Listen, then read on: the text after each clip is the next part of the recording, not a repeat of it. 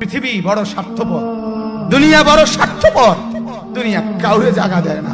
দুনিয়া কত ক্ষমতাধরকে মাটির নিচে ফেলায় দিছে, দুনিয়া কত সম্পদ আলাকে মাটির নিচে ফেলে দিছে, দুনিয়া কত সুন্দরী নারীকে মাটির নিচে ফেলায় দিছে।